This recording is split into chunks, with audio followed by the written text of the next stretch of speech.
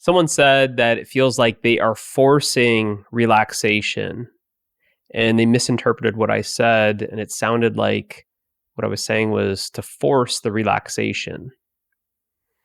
And you can't force relaxation, because any force requires effort, and effort is the opposite of relaxation. Relaxation is really withdrawing effort. You're letting go of effort. So that's why you can't force yourself into relaxation, no more than you can force yourself to sleep. So let's clear this up, because I talk a lot about relaxation. That you relax and you realize that this relaxation that I speak of is really the relaxing of attention. You're relaxing tension. The attention is going outward towards thoughts, in which it is identified with those thoughts. And the relaxation is by simply withdrawing the attention. As the attention relaxes, it lets go of the identification with the thought. The letting go is a byproduct or consequence of relaxation. So you don't try and let go. You don't force yourself to let go. You don't make any effort to let go. You just simply relax. So you're withdrawing the attention, allowing the attention to relax and retreat, come back to the source, which is you. And what happens is that identification loosens as you are relaxing. Much like a muscle, the muscle's loosening, relaxing. The tension is being let go of as there's relaxation. It's really what Hatha Yoga has taught me, is relaxation. And let's just use this as a segue into the next kind of point that I want to make about this is relaxation happens. So you can't force it, but it happens the same way falling asleep happens. You don't force sleep, but falling asleep happens. Relaxation happens, and you relax into rest. You relax into sleep. And the mind is always asking, well, what can I do to relax?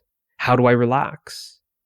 Kind of get stir crazy. How do I force this relaxation? If relaxation is so important to realizing that I am happiness, that I am love, that I'm peace, that I'm freedom. If it's so important to relax, well, tell me how to relax. And now it's creating this stressful experience about relaxing. And that's just the way the mind is, because the mind is always trying to push and pull. It's this pushing, this pulling that creates this stress. And this relaxation is just, you're relaxing. You're not pushing. You are not pulling. This relaxation happens, right? Just the same way you don't push yourself to sleep, and you're not trying to pull yourself to sleep. You're not doing either. But relaxation happens. That being said, look at your experience of falling asleep. You may have a soft pillow, nice warm blanket, sleep on a bed, turn off the lights, maybe have a little nightlight or a candle. Prior to that, maybe you were listening to relaxing music. You had a bath or a shower, maybe some sort of skincare routine, something that's kind of setting the mood, creating this circumstance, this environment for relaxation to happen. So you can't force relaxation because that would require effort. But the little effort that you can make are things like I just mentioned. Maybe some meditative music, lighting a candle, maybe some gentle yoga, stretching, maybe having a warm cup of tea outside, listening to the birds, maybe putting your feet in the sand, listening to the waves, the tide, maybe taking a walk in nature, sitting on a bench, watching the autumn scenery, seeing the leaves fall. So many different ways to, what you could say is, create this relaxing environment so relaxation happens. Now that's something that you can do. That will feel like a little bit of effort. And it'll feel like just a little bit of effort at the start, but then it's a letting go of effort. There's just this withdrawal. That the attention is withdrawing from the identification, and you start feeling more open and spacious and relaxed. And you are no longer identified with being a somebody, trying to get somewhere, that someone's trying to hold you back, someone's in your way. And you find that you are just simply relaxing out of the story of me. And then now there's an experience where you are simply being without a story. And that experience of being without a story is happiness. It is love. It is peace. It is freedom. That you are actually experiencing yourself in that moment. And you can check every time you have the experience of happiness, love, peace, or freedom, you are actually relaxed. You don't experience happiness when you're stressed. You don't experience love when you're stressed. You don't experience peace when you're stressed. And you don't experience freedom when you're stressed. And you look around in our world and everyone's a busy bee. And they are stressed and exhausted. And it's this energy, this activity, this mind activity that's constantly going. This pushing, this pulling, creating this tension, which is experience as stress. And without the attention supporting that activity, energizing that activity, when there's the withdrawing of attention, it sounds exactly like what you're hearing. Withdrawing, removing tension. Well, let's call that relaxation. That true relaxation is the absence of tension.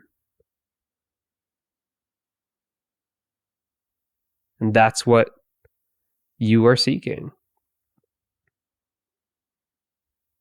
That's what gets people into health and well-being. They're experiencing that tension and they want to be relieved of that tension. But that tension is actually the belief in being something separate. That tension is a consequence of identifying as a separate self. And when you are simply withdrawing your attention, there's letting go of that identification. And because you've let go of that identification with the thought, you aren't experiencing any tension. That letting go is a consequence of the relaxation. So there's experiencing without the story of who you think you are. So you're experiencing yourself.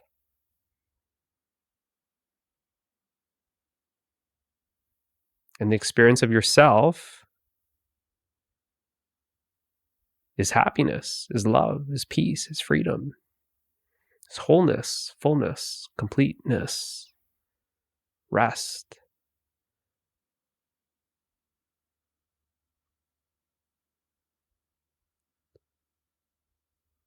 So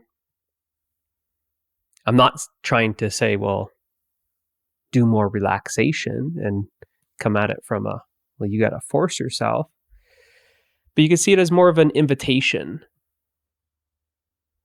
Some of these things, like maybe slowing down and having your morning coffee or tea outside on your deck or somewhere in a park, and just in a more relaxing environment, actually happen. It helps. It helps the relaxation happen. Listening to classical music or different types of music that's a little bit more instrumental may help calm you, soothe you, nurture you. You just feel like you are being more relaxed. Now, these are just kind of pathways, because actually what you are doesn't depend on that activity. It just makes it more conducive to allow the relaxation to happen, because that's what it is. You aren't forcing it, you are simply allowing it. And if you aren't allowing relaxation to happen, it's because you are doing stress. You are doing something that's creating stress. And that doing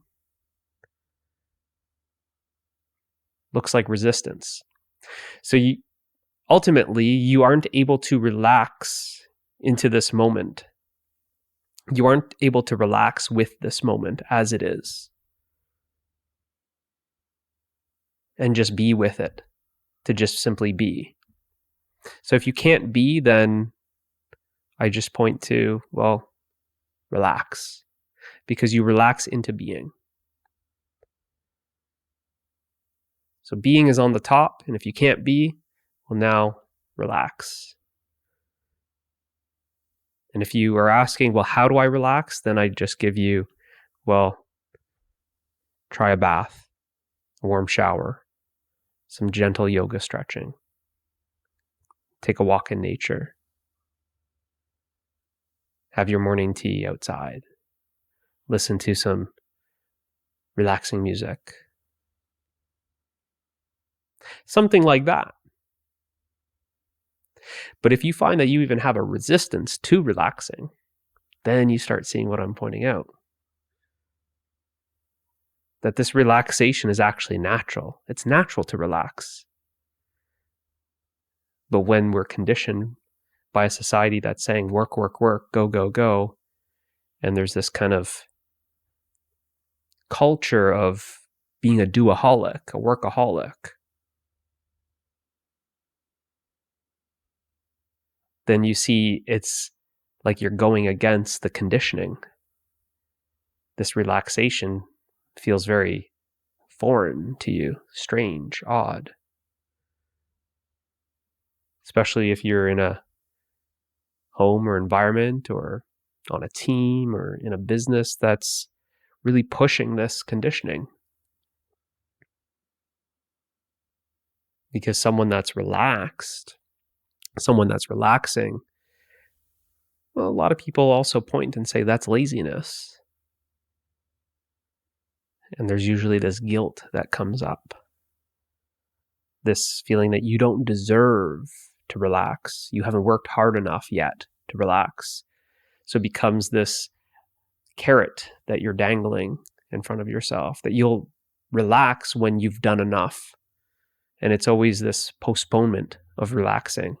You'll relax on the weekend. You'll relax on Christmas break coming up. You'll relax after the quarter is done.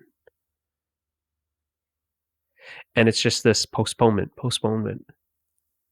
And if you actually analyze your life, you see that you actually don't relax when you say you're going to relax. You always fill this time that's supposed to be for rest and relaxation with, oh, let me organize the house, or let me clean out the garage, or let me start organizing old photos, or something like this kind of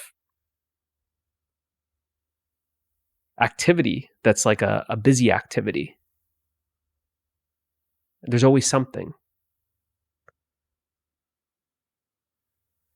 And you're never able to relax. What makes it even more difficult is now, because of that culture of the workaholics, the doaholics, is that it's praised. It's praised. So you have, when you try and relax, you have thoughts about feeling guilty. And when you aren't relaxing, you have these other thoughts that are very prideful. You're proud of how hard you work. And when you try and relax, well, now you feel guilt. And this really keeps one in that activity where you feel like you are stuck in this activity. And it only leads to exhaustion, or what some call burnout. It's an imbalance that there's all activity and no rest.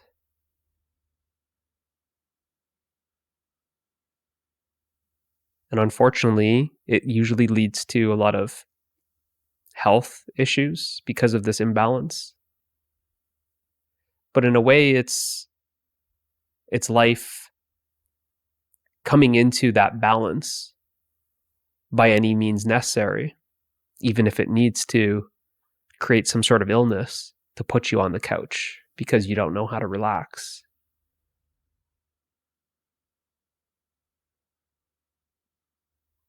It's like it gives you that wake-up call that you need to slow down. If it feels like there's too much on your plate, then things just start sliding off the plate. Things fall away from you in your life because there's just too much.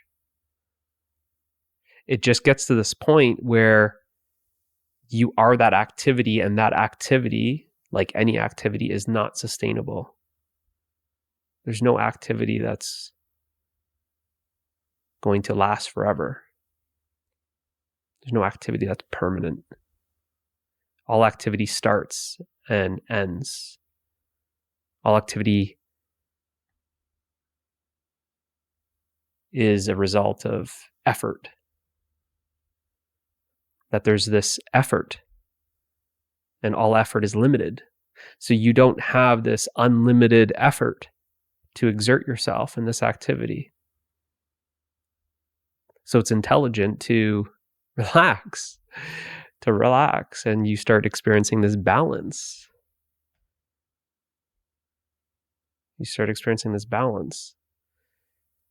And when someone's saying, try relaxing, and you see the world not relaxing, then it feels very like weird. You can't trust the guy that's telling you to relax, even though deep down in your heart, you know you need to relax. You know it's unhealthy, it's imbalanced to just go. That there's no amount of pride giving yourself a pat on the back for how much you do, because it will always look like someone's doing more than you.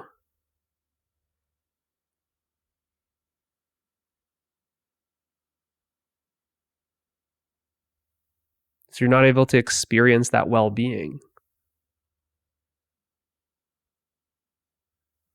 That well-being is really this, it's not only this, but a good, let's say, description of it is this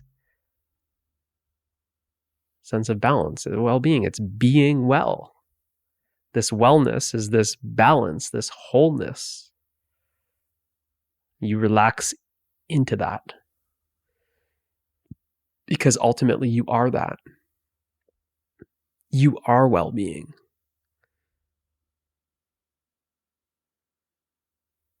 And this well-being is actually beyond the health and sickness of the body.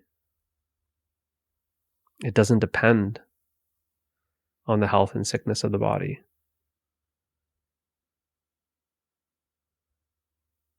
Although you may find that actually the body expresses physical health because you are experiencing yourself as the whole. The ultimate health is wholeness.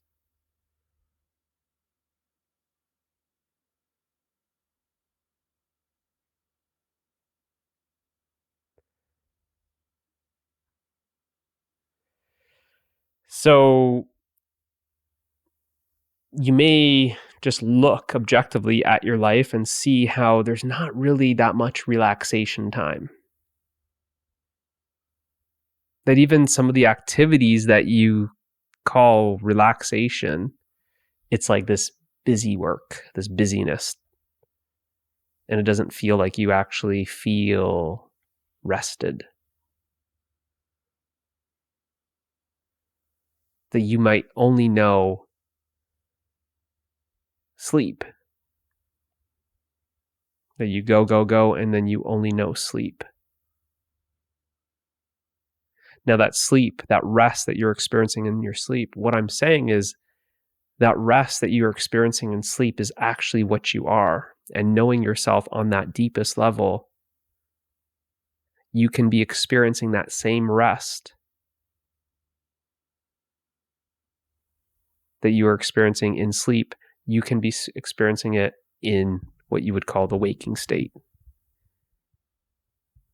That then you start experiencing this dynamics of you are completely at rest in the midst of activity.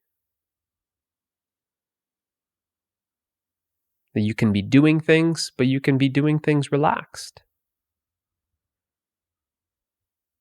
And for most people, all they know is the activity aspect. They're lost in the activity and they don't know the rest that they are. They only know themselves as the activity. Now, in truth, you're both. That activity is an expression of you. That activity is actually coming from rest. Following that activity, where is it coming from? It takes you back to rest. As that activity of mind slows down, as the attention comes back to the source, where is that attention coming from? Where is that mind activity coming from? Where does it arise out of? When it disappears, where does it disappear to? Where does it come from? Where does it go to? Oh, it's coming from me. It's an activity of me. That activity and me are one and the same. But all you knew was the dynamic aspect of yourself, the activity. But there's also a static part of yourself. There's the you that's unmoving, unchanging, absolutely still, permanent. And that's what the changing, transient, appearing and disappearing activity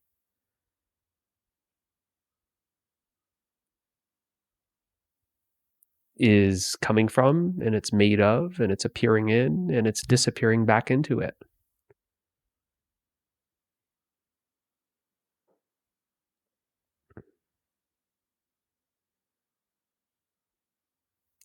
So a lot of people, they feel like they, in a way, need to be given permission to relax. It's so foreign to most people because they look around and they see their family going, work, busy. They look in their neighborhood, everyone's busy, or look in their community, their town, everyone's busy. Sometimes you get a little bit of a, what do we want to say here? Like an eye opener if you were to take a vacation somewhere, if you were to go to, I don't know, because I haven't traveled really that much, but you were to go to maybe Europe and you see that it's a little bit slower. You go to like a Caribbean island and it's a little bit of, it just feels like it's a slower paced life. And you kind of feel like we're so fast.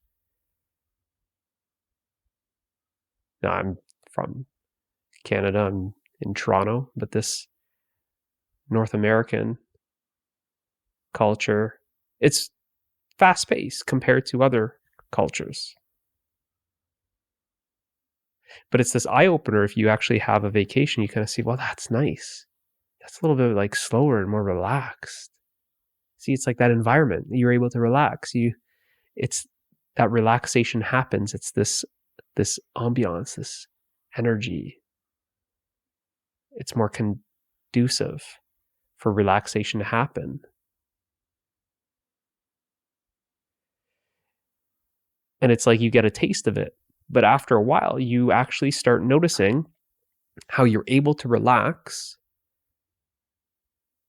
without setting up some candles and playing some soft music, dimming the lights, going to the beach and putting your feet in the sand, listening to the tide. It's like you don't need your relaxation then. It just needed some assistance for it to happen, the same way that falling asleep, maybe you need some assistance, some white noise, or close the blinds, warm blanket, soft pillow. It's like you need some support. But then after a while, you actually don't need any support. And your life starts transforming because it's like before you were like a stranger to relaxation. And then you're kind of throwing in, maybe you take, a bath every night now. So before you weren't taking a bath, now you're taking a bath. Before you were just drinking your coffee on the go and trying to eat and drive and shovel, food in your mouth and spill your coffee on yourself driving to work. But now maybe you take that 10 minutes and drink your coffee on your deck and just listen to the birds and watch the leaves blow in the wind. Something like that. Maybe before you were, spilling your food on your keyboard and trying to work through your lunch, but now you're taking that time out for yourself and you're going outside and eating your lunch outside. Or at least maybe closing your computer and just eating your lunch without trying to multitask. See, it's this multitasking. It's like it's doubling the effort as if one thing wasn't enough. Now it's two things, 3 things, 4 things on the go, which then just create more of that obstacle to relax. It's adding more effort. Relaxation is letting go of that effort. It's going from, this is journey from effort to effortless. And it's realizing that what you actually are is effortless. And by realizing that what you are is effortless, and simply being yourself, which is effortless, then what actually appears to be needing effort actually doesn't feel like it's much effort at all. It's this effortless effort. You're gardening, but it doesn't really feel like so much effort. Shoveling the snow, shoveling the driveway, it doesn't feel like too much effort. Because you, at your core, you are rest. You're relaxed. There's this joy that's permeating the experience. There's this playfulness. There's this sense of well-being. You don't have this stress. You're not pushing and pulling. There's not this added resistance. So in a way, your life just becomes more and more transformed, that it becomes more and more relaxing, that even these conditions that you've set up, like a bath or a shower or drinking your coffee in nature, going down to the beach, eating your lunch at a park outside, putting your feet in the ground. These things, actually, you find that they probably stay. It's like you just needed to introduce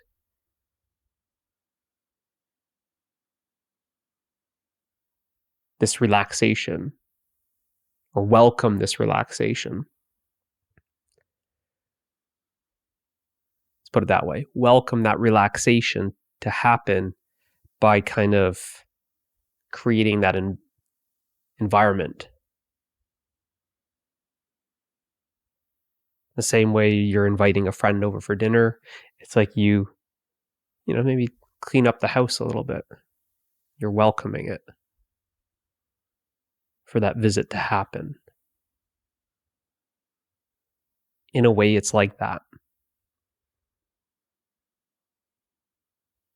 But just creating this environment, you just find that was the effort at the start, but then there's no more effort because that environment has been created. You drove down to the beach, and that's it. That's the end of the effort.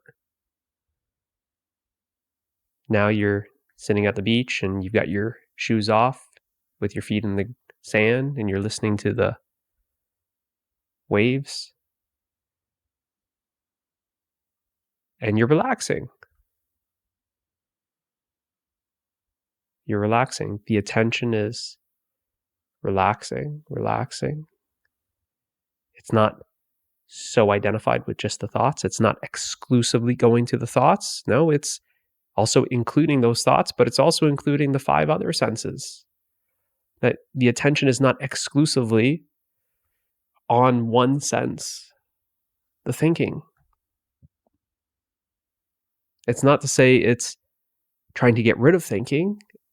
What I'm saying is there's thinking, but also include the smelling and the touching, the hearing and the seeing, and the tasting. So now it's more inclusive. Because you'll notice that when you're relaxed, it's very much this sensational experience. It's rich in the senses. And the attention has been withdrawn from just the 6th sense thinking, and now it's being spread across all of the other senses. It's including those other senses. So it relaxes, it opens, it's more inclusive. The experiences, it's very soft. It's a softening of focus because the attention is not focused just on thinking. It's not focused just on this sound or that sight or that smell or that taste or that touch. It's not exclusively going to one thing. It's not prioritizing one sense over another. It's not discriminating this sense over that sense, this thought over that feeling. It's very relaxed and open and non-discriminating. And if it's non-discriminating, and if it's not going to anything in specific, it's not creating any separation. It's not creating any division. So it's a very undivided attention. The attention is not divided. It's undivided attention. It's all-inclusive attention. And it simply returns back to the source of that attention, which is you, the awareness. So you are resting as this undivided awareness that is all-inclusive. So of course the experience is going to be wholeness, completeness, fullness. You aren't separating anything. You aren't creating imaginary borders and boundaries.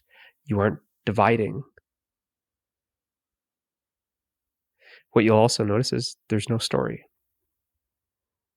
There's no identification as being a me. It's that identification which is creating that this is more important than that, this preference over that preference. All of this identification is experienced as the story of who you think you are. So you relax out of that story. Or you could say you relax back to reality. The one reality that you are. Hopefully this helps. See you in the next one.